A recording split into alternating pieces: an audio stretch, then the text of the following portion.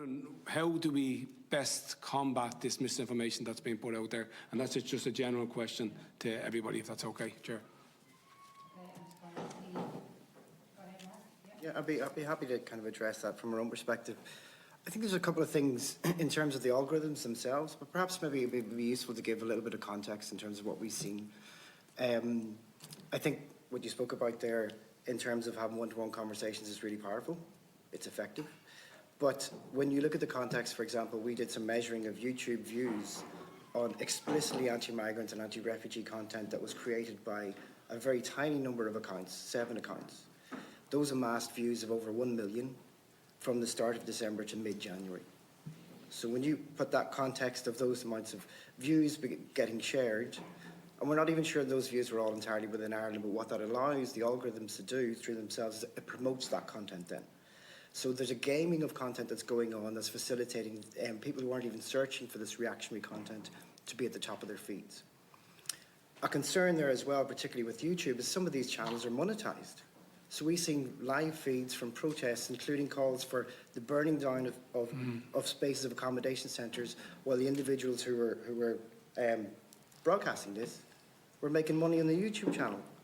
And in that context, YouTube takes 30% cut of any money that's raised, right? So there's a structural problem there from across the platforms. I think even within Meta as well, we've seen we're, as FRO, part of kind of trusted flagger status in every one of the main platforms.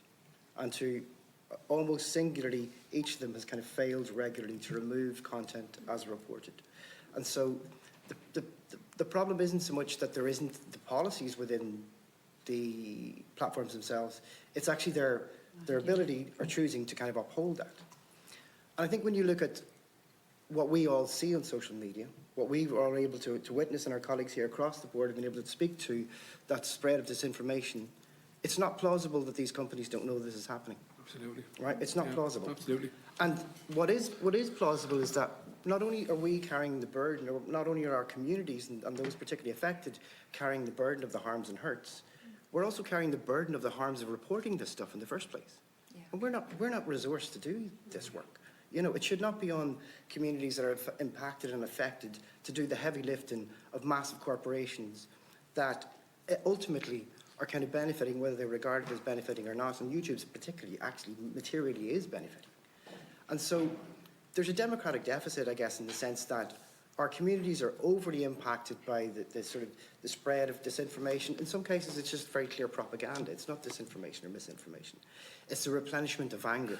It's the mobilization of fear.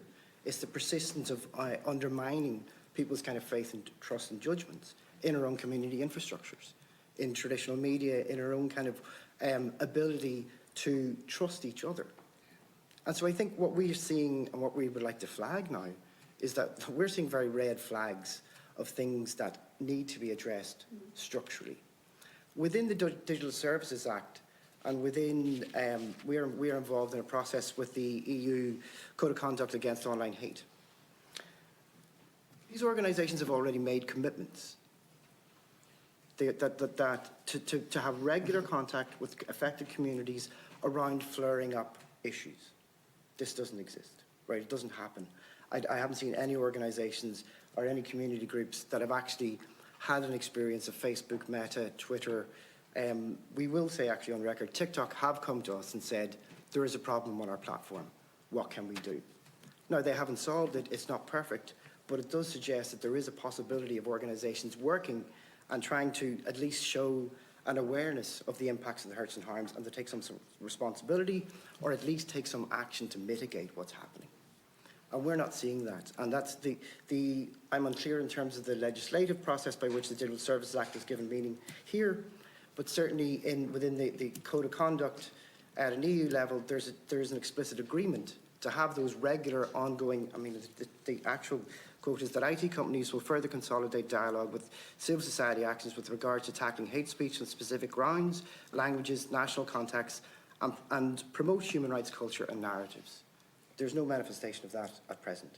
It also says that IT companies and CSOs will jointly explore topics and themes on an ad hoc but regular basis in order to facilitate the flow of best practices and expertise with relevant teams and organisations, including, I guess, those that are here today and many communities across the country, including regarding our early warnings about in case of events which may spark hatred online. And to our perspective, this division between online and offline is quite antiquated. That's not how the world works now. It's not even how, generations below us even think about things. So I think that there are frameworks within which those shapes of accountability can be held, but it's not clear where those are happening just yet. But yeah, I'll just leave it there for now.